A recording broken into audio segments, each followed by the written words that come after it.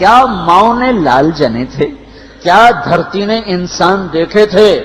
آج تک دنیا ایسا بادشاہ نہ دکھا سکی جو 22 لاکھ مربع میل پہ حکومت کر کے مسجد میں جھاڑو دے رہا ہو، جو 22 لاکھ مربع میل پر حکومت کر کے پانی کی مشق کندھے پہ اٹھا کے بیوہ عورتوں کے گھر میں گھڑوں میں پانی بھرنے جا رہا ہو۔ امیر المومنین کہاں جا رہے ہو؟ فلاں اماں کے گھڑے میں پانی بھرنے جا رہا ہوں، فلاں کے گھر میں پانی بھرنے جا رہا ہوں۔ 22 لاکھ مربع میل پہ حکومت کر کے دھرتی نے ایسا بادشاہ نہیں دیکھا جو اونٹ چراتا پھر رہا ہو، اور جو بیت المال کا اونٹ گم ہوا، چولے کو باندھا اور دوڑ لگائی، آگے احنف بن قیس ملے، ارے کہاں جا رہے ہو امیر المومنین؟ کہ تو بھی آجا، بیت المال کا اونٹ گم ہو گیا ہے، مل کے تلاش کریں۔ پتہ نہیں کتنے مسلمانوں کا اس میں حصہ ہے۔ دھرتی ایسا بادشاہ نہ دکھا سکے گی، نہ دکھا سکے گی، کوئی ایسا آیا ہی نہیں ہے کہ جو اتنی بڑی سلطنت کا مالک ہو اور کیکر کے درخت کے نیچے بغیر پہروں کے سو رہا ہو۔ یہ ہمارے چھوٹے چھوٹے حکمران، ووٹوں کے ذریعے سے کرسیوں پر بیٹھنے والے، ان بے وقوفوں کے آگے بھی پہرے، پیچھے بھی پہرے، دائیں بھی پہرے، بائیں بھی پہرے، اوپر بھی پہرے، ان کی گاڑیاں بھی بلٹ پروف، یہ پھر بھی ڈرتے ڈرتے جا رہے کہ انہوں نے ظلم کیا، یہ اپنی ذات میں خوف زدہ ہو گئے۔ عمر نے اپنے نام کے ساتھ فاروق کا لقب آپ نے کہا عمر فرق بین الحق والباطل، عمر وہ عمر ہے جس نے حق اور باطل میں فرق کر کے دکھا دیا، اس لیے یہ فاروق ہے، اس نے حق اور باطل میں فرق کر کے دکھایا، یہ فاروق ہے۔ حسن بصری فرمایا کرتے تھے اپنی محفلوں کو عمر کے ذکر سے سجاؤ۔ حضرت عائشہ فرمایا کرتی تھیں عمر کے تذکرے کیا کرو کہ جب عمر کا تذکرہ ہوتا ہے تو عدل کا تذکرہ ہوتا ہے، جب عدل کا تذکرہ ہوتا ہے تو اللہ کا تذکرہ ہوتا ہے۔ کہ ہم عائشہ رضی اللہ تعالیٰ عنہا فرمایا کرتی تھیں اتنے بڑی سلطنت پر حکومت کرنے کے بعد اللہ کی راہ میں جانے والے مجاہدین کے گھر گیا کھڑا ہوا ہے، دروازے پہ دستک دے رہا ہے، بیٹی کوئی بازار سے سودا لینا ہو تو مجھے بتاؤ، تیرے گھر والا تو اللہ کی راہ میں ہے، میں تمہارے گھر کا سودا لے آؤں، کیا کیا چیز چاہیے؟ تم نے اپنے خامند کو خط لکھنا ہوگا، تم تو لکھنا نہیں جانتی، مجھے بتاؤ میں تیرے خامند کو تیری طرف سے خط لکھوں۔ اماں تیرا بیٹا اللہ کی راہ میں گیا ہوا ہے، مجھے بتا میں تیرے بیٹے کے نام تیری طرف سے خط لکھوں۔ اتنی بڑی جس کے سامنے قیصر اور کسرا زیر و زبر ہو گئے، کج کلا، وہ زمین میں جا کے تہ خاک میں وہ سارے ہیرے لال جواہر، وہ زمین میں لوٹ پوٹ کرنے والا، کسرا کے تخت کو توڑنے والا اور روم کی طاقت کو توڑنے والا، آل ساسان کی طاقت کو توڑنے والا اور نوشیروان کے خزانے مدینے میں لانے والا اور خسر و پرویز کے خزانے مدینے میں لانے والا اور رومت الکبرا کے خزانے مدینے میں لانے والا خود اپنے کرتے میں 14 پیوند لے کے چل رہا ہے، 14 پیوند کے ساتھ کرتا ہے، مہینے میں 1 دن گوشت کھاتے تھے، وہ روٹی کھاتے تھے کہ عام آدمی حلق کے نیچے نہیں لے جا سکتا تھا۔ ہے سال کی ابتدا اس شخص کی شہادت سے ہوتی ہے جس کو اللہ نے وہ عزت دی۔ آپ نے کہا میرے 2 وزیر آسمان میں، 2 وزیر زمین میں، آسمان پہ جبریل اور میکائیل میرے وزیر ہیں، زمین پر ابو بکر اور عمر میرے وزیر ہیں۔ آپ فرمایا کرتے تھے ابو بکر عمر اگر کسی بات پہ جمع ہو جائیں تو میں ان کے مشورے کے خلاف کبھی نہ کروں گا۔ ابو بکر تیری مثال ابراہیم کی ہے، عمر تیری مثال نوح علیہ السلام کی ہے، ابو بکر تیری مثال عیسیٰ علیہ السلام کی ہے، عمر تیری مثال موسیٰ علیہ السلام کی ہے۔ آپ مسجد میں آئے، آپ کے دائیں طرف ابو بکر تھے، بائیں طرف عمر تھے، آپ اندر آئے اور کہا دیکھو اسی طرح قیامت کے دن ہم اٹھیں گے کہ میرے دائیں طرف ابو بکر ہوگا، میرے بائیں طرف عمر ہوگا اور ہم ہاتھوں میں ہاتھ دیے ہوئے اٹھائے جائیں گے۔ اور ایک حدیث میں آتا ہے اور میرے قدموں سے بلال کو اٹھایا جائے گا جو نکلتے ہی اذان دے گا، جس کے اسلام لانے نے اسلام کو اونچا کیا، جس کے اسلام لانے نے باطل کو پست کیا، جن راہوں سے عمر گزر جائے شیطان وہ راہیں چھوڑ دیتا تھا۔ عرفات کا میدان تھا، 1.25 لاکھ مقدس ہستیاں سامنے ہیں۔ میرے نبی نے فرمایا اس وقت میرا اللہ میرے سب صحابہ پہ فخر کر رہا ہے اور عمر بن خطاب پہ خاص طور پہ فخر کر رہا ہے، خاص طور پہ فخر ہو رہا ہے، عمر بن خطاب پہ خاص طور پہ فخر ہو رہا ہے۔ میرے بعد کوئی نبی ہوتا عمر ہوتا۔ عمر، میں نے رات جنت میں محل دیکھا، ایک اینٹ موتی کی، ایک یاقوت کی، ایک زمرد کی۔ میں نے پوچھا یہ کس کا ہے؟ کہا گیا ایک قریشی کا ہے۔ میں نے کہا میں قریشی ہوں، اتنا خوبصورت محل ہے، میرا ہی ہوگا۔ جب جانے لگا تو فرشتے نے کہا یہ آپ کے غلام عمر بن خطاب کا ہے۔ وہ کیا مبارک لوگ ہیں کہ جنہیں نبی کے گھر میں قبر نصیب ہو، ایک طرف ایک ساتھی، ایک طرف دوسرا ساتھی، جن کو نبی کے دو پہلوؤں میں جگہ ملی ہو۔ وہ کیسی عظیم ہستیاں، اتنی بڑی سلطنت کا مالک اور اتنے بڑے عدل کی نشانی بن کر مدینے میں مسجد میں بیٹھے رو رہے ہیں۔ امیر المومنین کیوں رو رہے ہو؟ کہا دجلہ کے کنارے کتا بھی پیاسا مر گیا تو پوچھ تو عمر کی ہوگی، فرات کے کنارے کتا بھی پیاسا مر گیا تو پوچھ تو عمر کی ہوگی۔ راتوں کو پہرے دیے جا رہے ہیں، راتوں کو خبرگیری کی جا رہی ہے۔ مدینے کے باہر ایک خیمہ ملتا ہے، چند بچے ملتے ہیں جو رو رہے ہیں۔ ایک عورت ہانڈی چڑھا کے ڈوئی پھیر رہی ہے۔ پوچھتے ہیں بہن یہ بچے کیوں رو رہے ہیں؟ کہ یہ بھوک سے رو رہے ہیں۔ ہانڈی میں کیا ہے؟ پانی، کچھ بھی نہیں۔ کیوں چڑھایا ہوا ہے؟ بہلانے کے لیے، سو جائیں گے روتے روتے۔ میرا اور عمر کا اللہ کے ہاں فیصلہ ہوگا۔ تو عمر کی ہچکیاں بن گئیں کہ عمر کو بہن تیرے حال کی کیا خبر؟ کہ پھر ہمارا بادشاہ کیوں بنا ہے؟ اگر ہمارے حال کی خبر نہیں لیتا تو ہمارا خلیفہ کیوں بنا ہے؟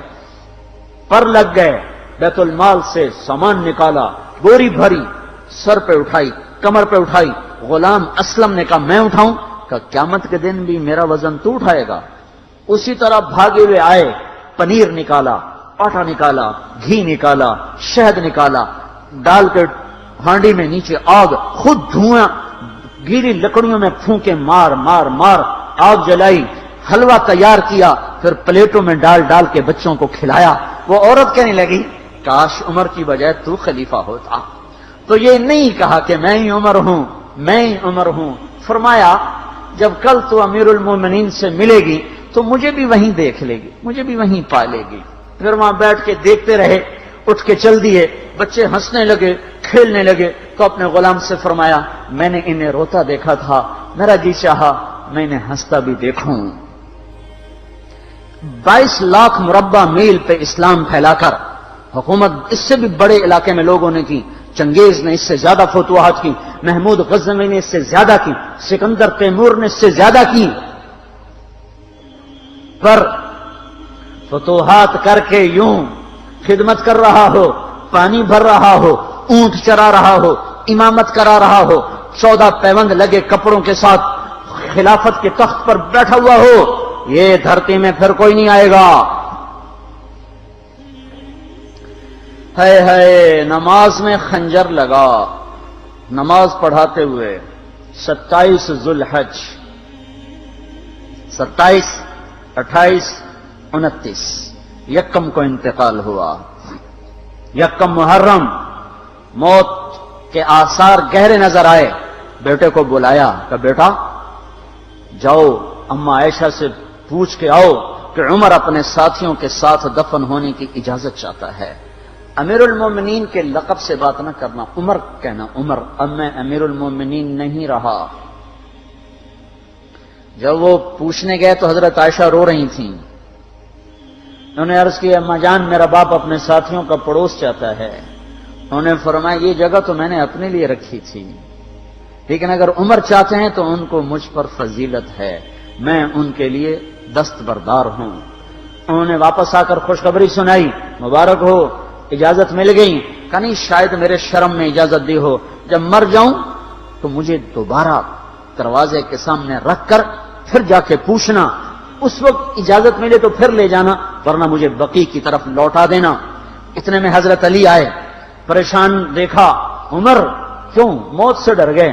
کہ نہیں، موت کے بعد کی گھاٹی سے ڈر رہا ہوں۔ کہ ڈرو نہیں، میرے ان کانوں نے سنا ہے اور اتنی دفعہ سنا ہے کہ میں گن نہیں سکتا کہ اللہ کے نبی فرمایا کرتے تھے ابو بکر اور عمر جنت کے بڑی عمر کے لوگوں کے سردار ہیں۔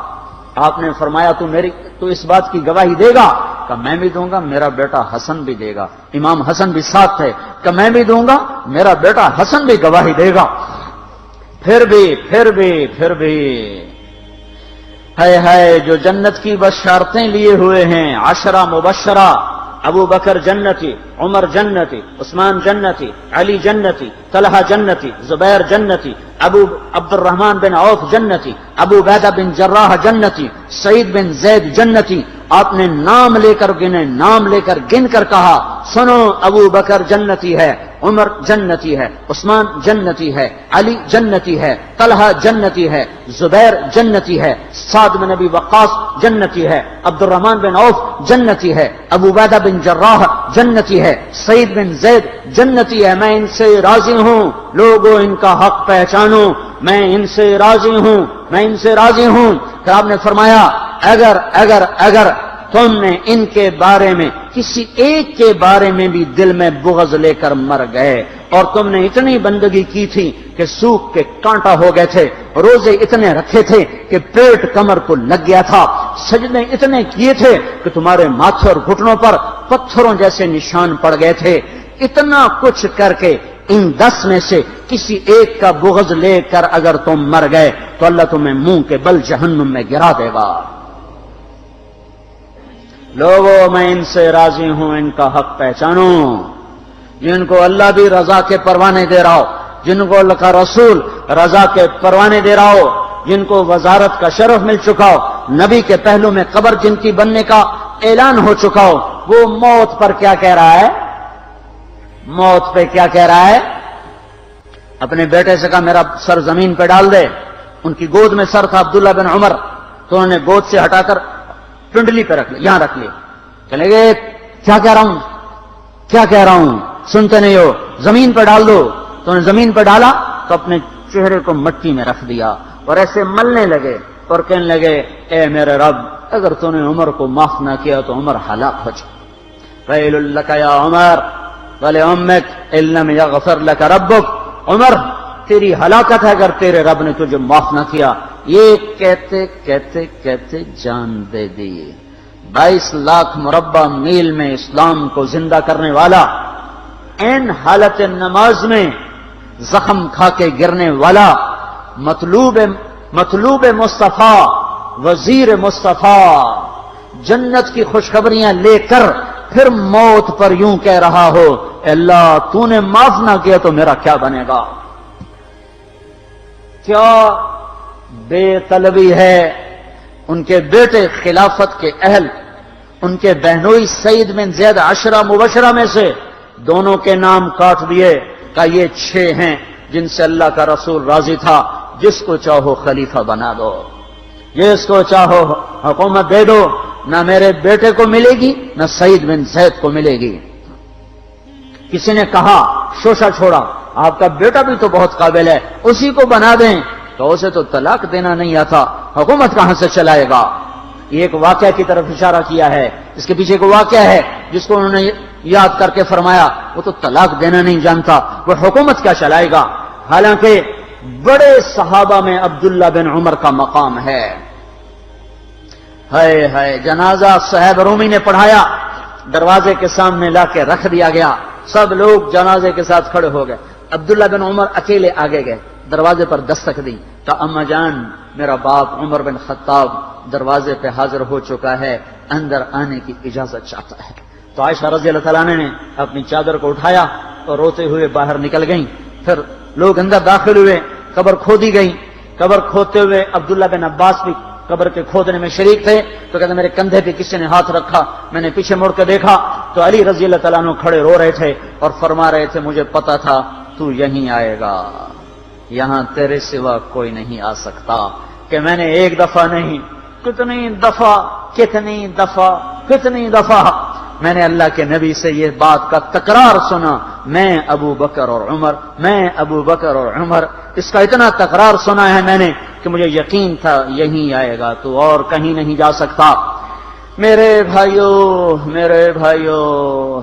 غفلت سے باہر آ جائیں، یہ دھوکے کا گھر، یہ مچھر کا پر، یہ مکڑی کا جالا، یہ دنیا کہیں ہمیں ہلاک نہ کر دے۔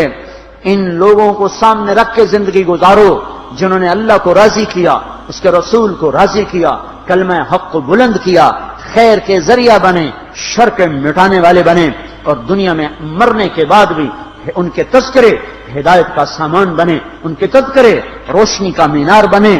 ان کے پیچھے چلو، مغرب کے اندھیروں کی طرف مت دوڑو، وہاں تو سورج بھی ڈوب جاتا ہے، مغرب میں تو سورج بھی ڈوب جاتا ہے، اور تمہیں پکار کے کہتا ہے مغرب کی طرف نہ آنا، ادھر اندھیرا ہے، میں یہاں گم ہو گیا، تم کون سا سراغ ڈھونڈنے آئے ہو؟ دوڑو اللہ اس کے رسول کی پاک زندگی کی طرف، اس کے پاک صحابہ کی زندگی کی طرف، جن کو اللہ نے مرنے سے پہلے جنت ہاتھ میں دے دی، جنت کی بشارت دے دی۔